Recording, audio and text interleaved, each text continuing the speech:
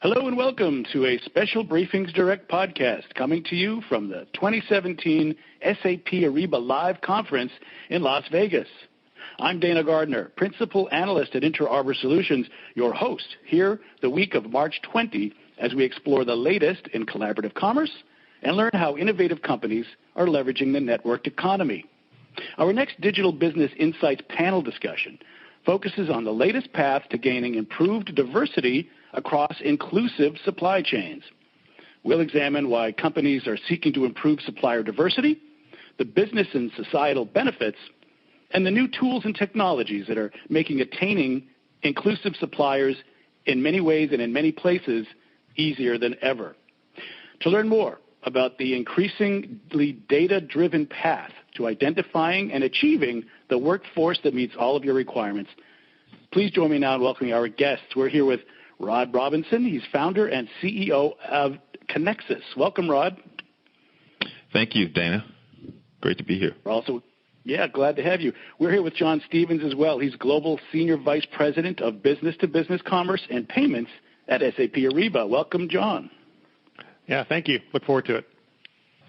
We're here as well with Quentin McCorvey, Senior. He's President of M&R Distribution Services. Welcome, Quentin.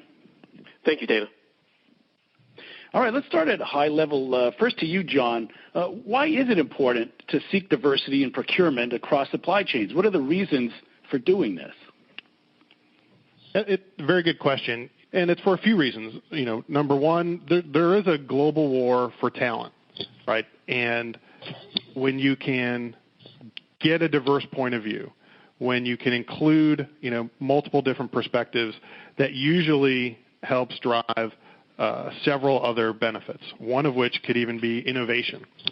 We often see companies investing deeply inside their supply chain, working with a diverse set of suppliers, and that having huge rewards from an innovation standpoint. When you look at some of the leading companies that leverage their suppliers to help drive new product innovation, it usually comes from these areas. We see companies spending more time focused on longer-term relationships with their suppliers. And having a diverse perspective and having a set of diverse suppliers really helps with those longer-term relationships as both companies can continue to grow in that process. Great. Same question to you, Rod. What are you seeing in the marketplace as sort of the major trends and drivers that have more businesses seeking more inclusivity and diversity in their suppliers?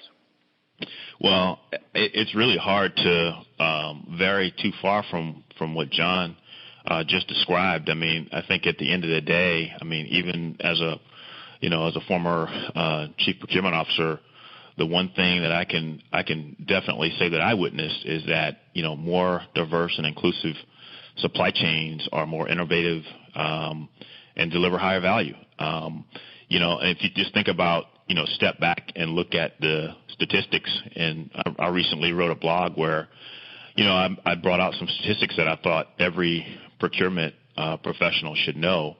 One of which, 99.9% of all U.S. firms are in the small business category. Women and minority owned businesses represent more than 50% of the total, which is responsible for employing, about 140 million people. So a very significant portion of the workforce. And then as we all know, small businesses really are, the economic engine of the economy, where 65% of the new jobs are created. So at the end of the day, I think one of the key statistics that we look at is, while 6% of over 50% of all businesses are represented by women and minorities, they only represent about 6% of the total revenue generated. So I think the only thing I would add to what Jon said is that it's vitally important as an economic driver for our economy.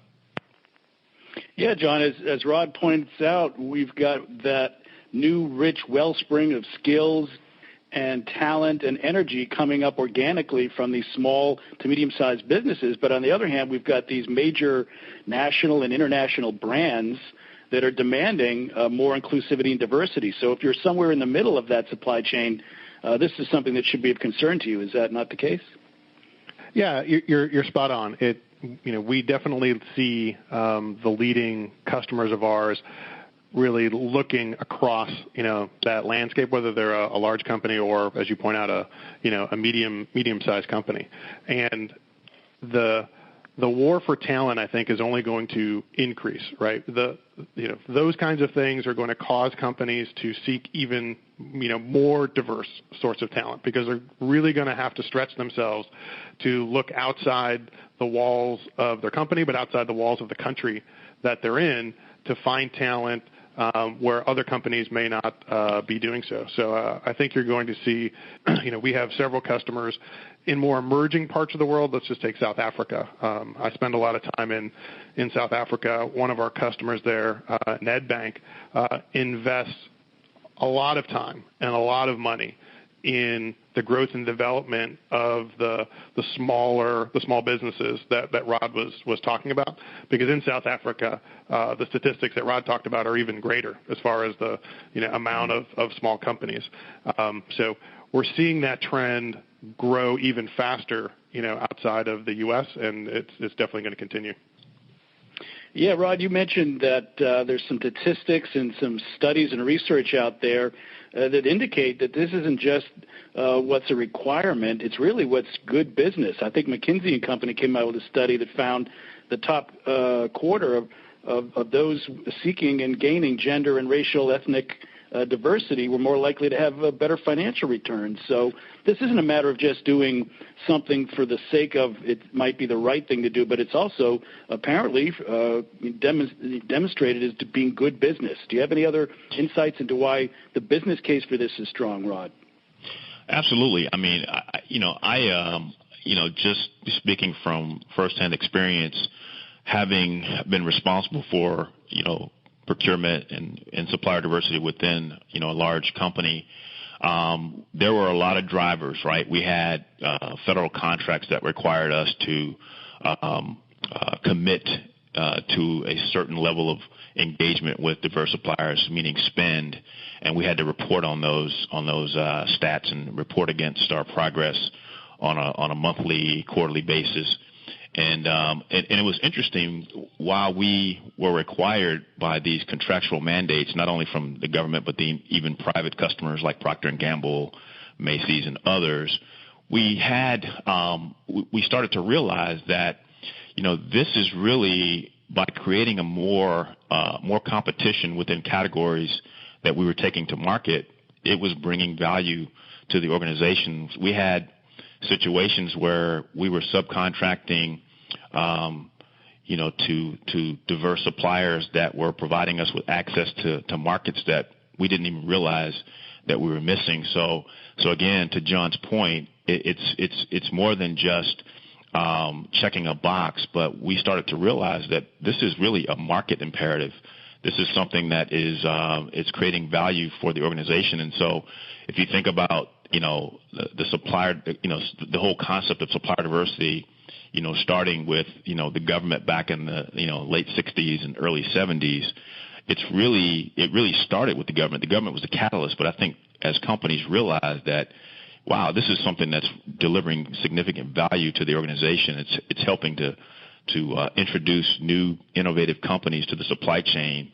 My company, for example, our big break came when McDonald's, gave us an opportunity probably 4 or 5 years ago, and I was just celebrating with them that when they took a chance on us, we were a company of 4. Now we're a company of 25, and obviously revenues have grown, and we've been able to attract partners like SAP Ariba, and that's the way it should work. I mean, you always want to look for opportunities to identify new innovative suppliers to introduce into the supply chain. Otherwise, we get stagnant. Hey, Dana, the other point maybe I'll add to what Rod said is, and this is just sort of feedback we hear from our customers, is that, Rod talked about the fact that a lot of the companies that are in this space are sort of small. And we think that's a big advantage, right? Speed and quickness and flexibility is something you often see from, diverse suppliers or certainly smaller businesses. So a company that can have that in its portfolio has so much better responsiveness, right, to their customer needs versus a supply chain that's strife with, very large, processes or large organizations, and it takes a while to maybe respond to market needs. The quick in today's world will be far more successful, and having a diverse set of suppliers allows you to respond incredibly quickly, and there's obviously a financial, benefit for doing so.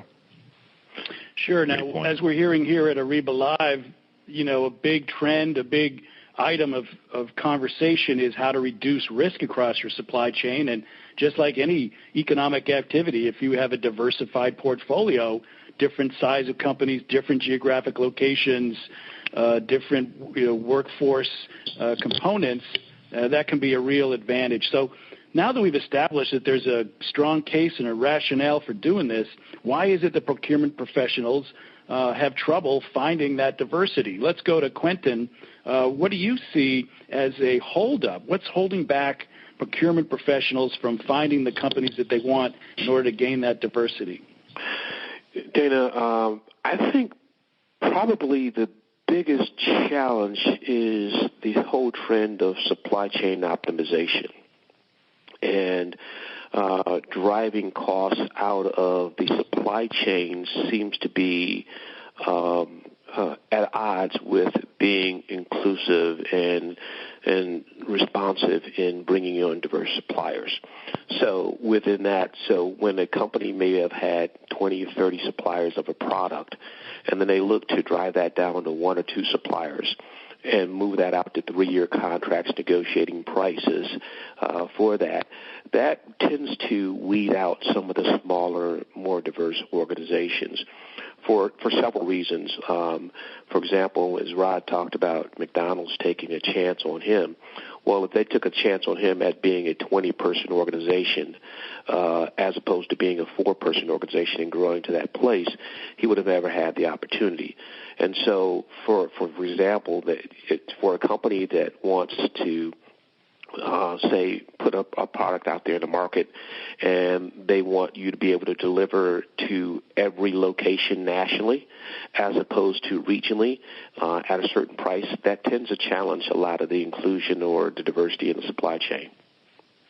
Yeah, so John, I think what Quentin is saying here is that some companies have rules in place that don't give them the flexibility nor the tools to go out and find a bit richer environment. So what is being done from your perspective at SAP Ariba to go after that perhaps calcification of rules, limited thinking in terms of where they can find choice, and maybe how to overcome the complexity of maybe being worried that too many supplier choices is not a good thing? Absolutely. I was going to just add on that short-term thinking that Quentin talked about is absolutely, I think one of the big barriers. And that generally comes down to metrics, right? What are they trying to measure? What are they trying to accomplish? And probably even back into some rewards. The more thought-leading, companies, are able to look past just something in the first year or 2 years and really focus on not just driving cost out, as Quentin talked about, but what else can their suppliers help with, whether it's something from a regulatory standpoint or something from a product, and innovation perspective. So certainly one challenge is that concept of just short-term thinking. The other is access to this information. We see far too many procurement organizations that just aren't thinking on a broader scale, whether it's a diverse scale or a global scale. And sort of what Ariba now is bringing, to the table with our solutions is being able to include information about where to find diverse suppliers, where to search and locate suppliers, and we do that through many partnerships. We have a solution in South Africa called Trade World, which addresses this very topic for that market.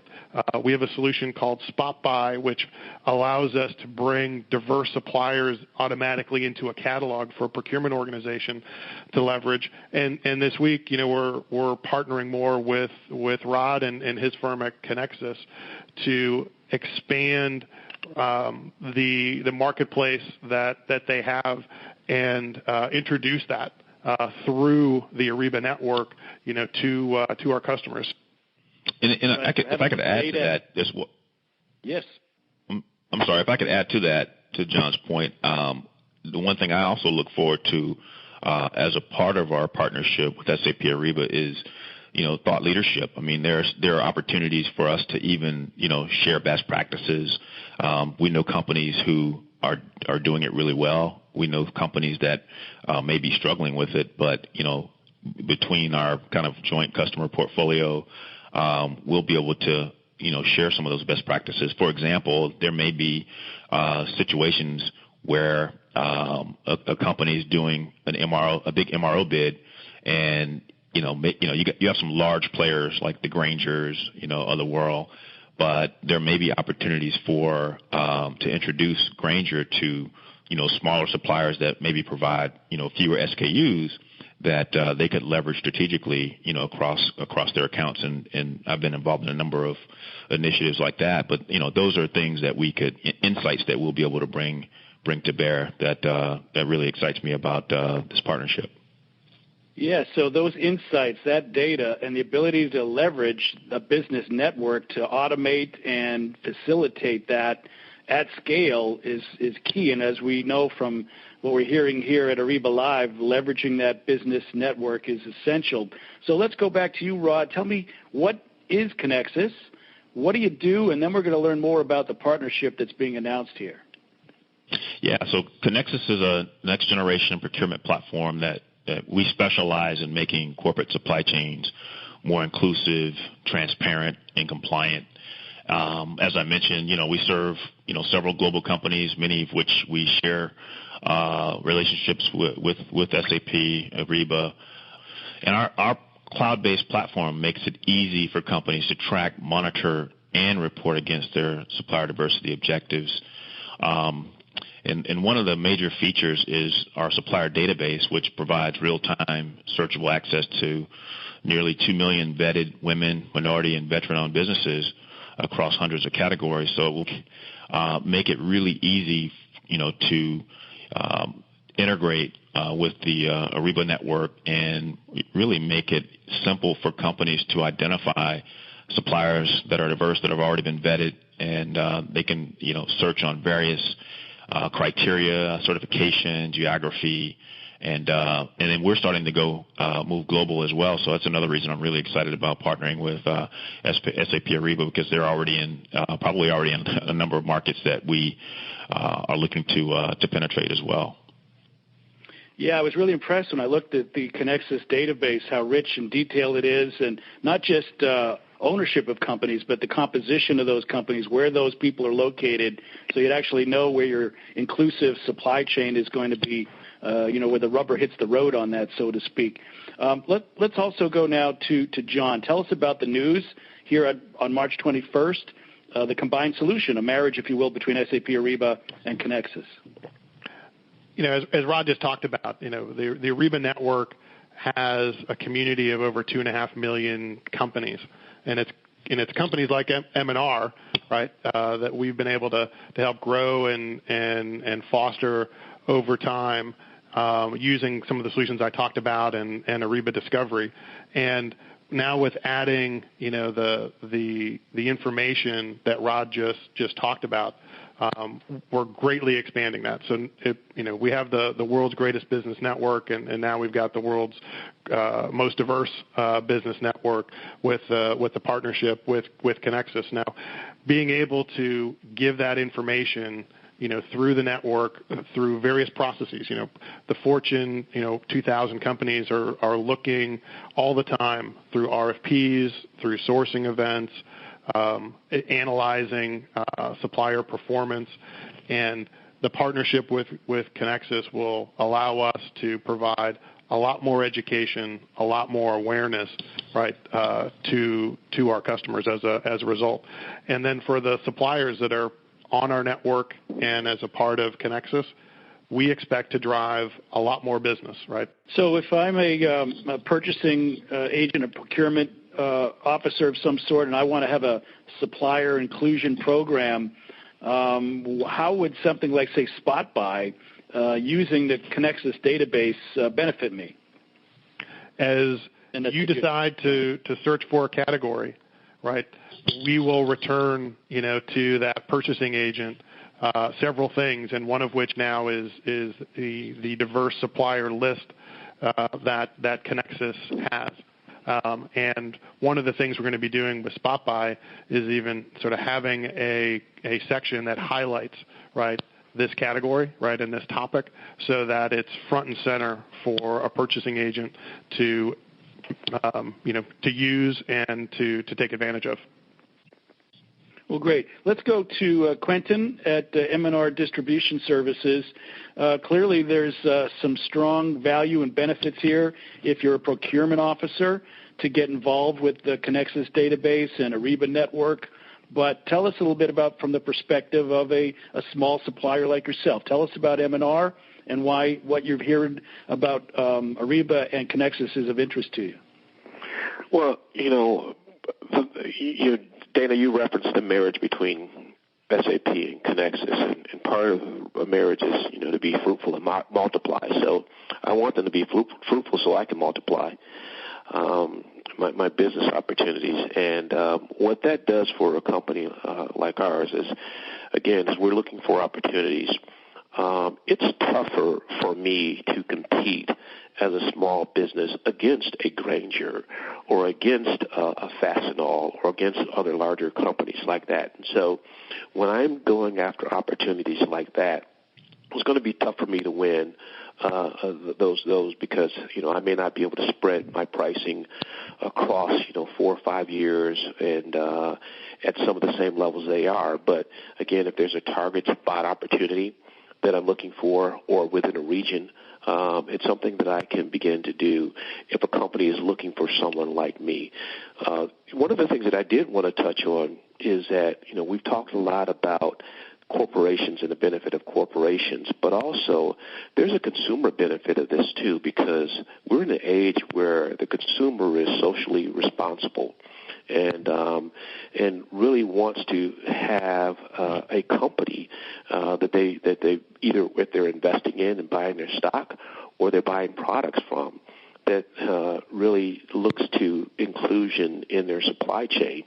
And more folks are looking at that when they're making their investment in consumer decisions. Every company has an extremely diverse consumer base, so why should they not have a diverse supplier base? And so when companies look at that business ethic and corporate social responsibility as a driving tool for their organization, I want them to be able to find me amongst, the Fortune top 10 companies, the Fortune top 20 companies, and this really catalyzes opportunities for me, the relationship that ConnXus and SAP are driving. Yeah, no, increasingly I think you're right. People are voting with their dollar, and they want to see their values reflected in how business is conducted. Let's go back to Rod at ConnXus. For a company like M&R Distribution Services, they're in Cleveland. If they're not in your database and they want to be, how might they, get going on that process and become vetted and be available to a global environment like the Ariba network?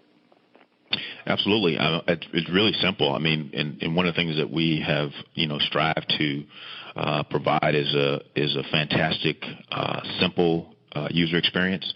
So it probably takes about 6 minutes to complete a profile, at least the initial profile, and really any supplier can complete a profile at no cost. The way a lot of suppliers actually get into our database, it's because of the services that we provide to the large enterprise customers. So, typically we've already, if you're a McDonald's supplier, you're already going to be in our database because we scrub their vendor data on an annual basis. And I think Quentin's already in because he happens to be a customer or a vendor of one of our customers or multiple customers. And then there's a vetting process where we integrate with other third parties to pull in, augment that data and provide, and then you basically become discoverable by all of the buyers on our platform at that point. All right. Well, great. Well, before we close out, let's look to the future a little bit.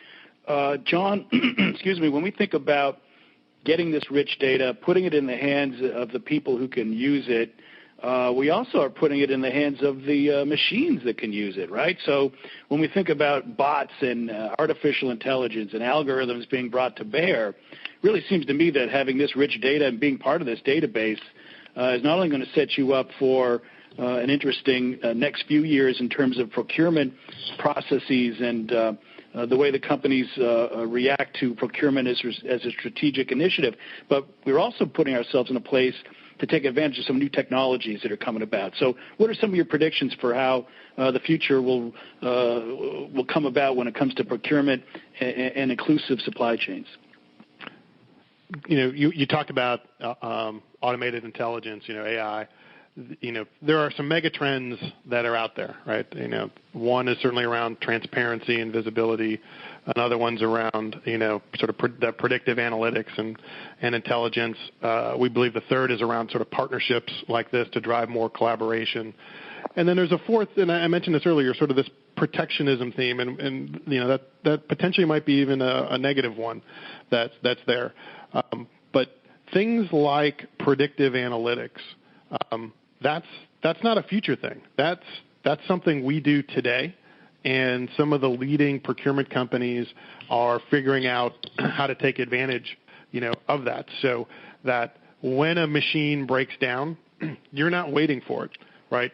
The machine is telling our systems, hey, wait a minute, I've got a problem.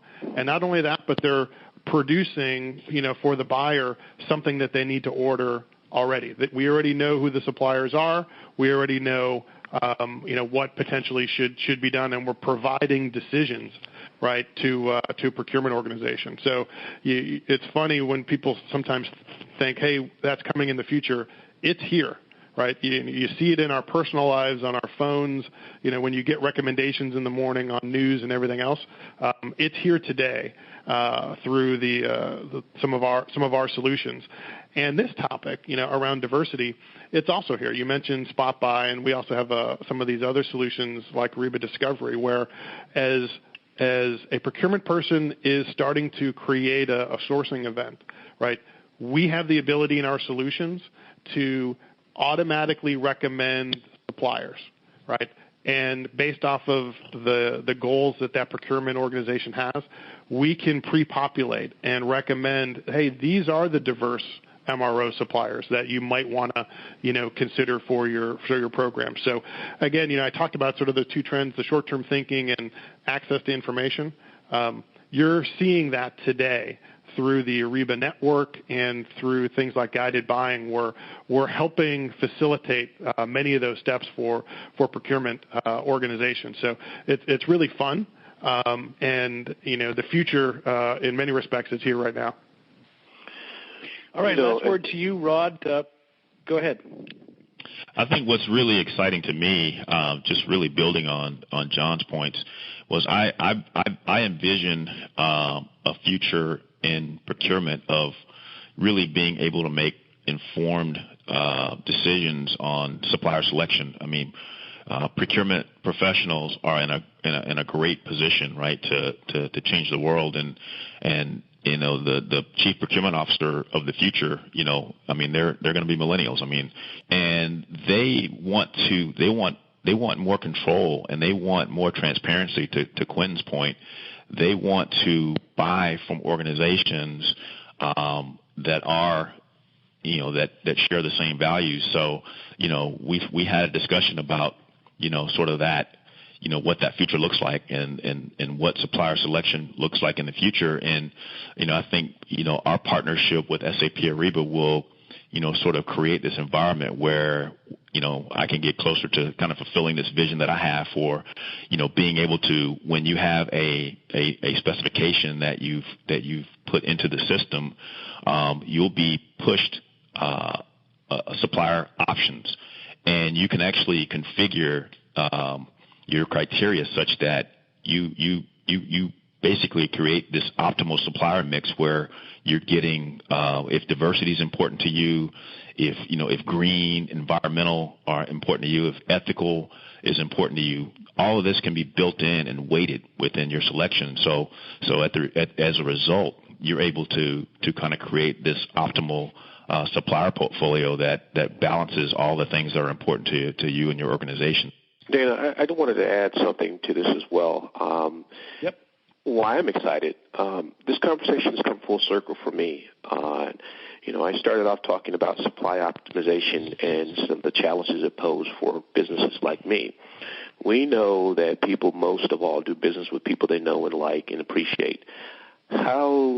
What I want to do is turn, a digital connection into a digital handshake, and to be able to use, predictive analytics and the connections between Jon and Rod, that proposes an opportunity for folks to know me, for me to grow as an organization, and for me to be in the forefront of their minds. And that is a challenge that really that the supply chain optimization challenge helps to overcome.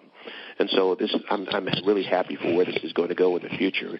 And in the end, there are going to be a lot of organizations, both large and small, who are going to benefit from this partnership.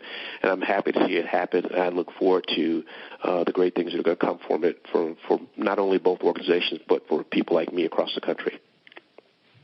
Yeah, that's the great thing about business networks. It's not just transactional. It's not just an app talking to an app. It's really about people connecting and collaborating and making those relationships and being able to make the best decisions. So I'm afraid we'll have to leave it there. We've been talking about the latest path to gaining improved diversity across inclusive supply chains. And we've learned how improved supplier diversity, along with business and societal benefits, can be achieved easier than ever thanks to new tools and technologies. So a big thanks to our guests. We've been here with Rod Robinson, founder and CEO of ConnXus. Thank you, Rod. Thank you. We've also been here with Jon Stevens, Global Senior Vice President of Business-to-Business Commerce and Payments at SAP Ariba. Thank you, Jon. Yeah, thank you very much, and thank you for helping advance this topic. You bet. And then also Quentin McCorvey, Senior President of M&R Distribution Services. Thank you, sir. Thank you, Dana, and thank you, Rod and Jon, for the opportunity this is going to present.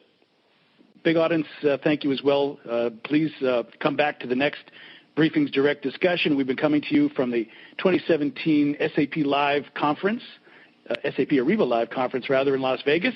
I'm Dana Gardner, Principal Analyst at Inter Arbor Solutions, your host throughout this series of SAP Ariba-sponsored Briefings Direct Digital Business Insights discussions. Thanks again for listening, and do come back next time.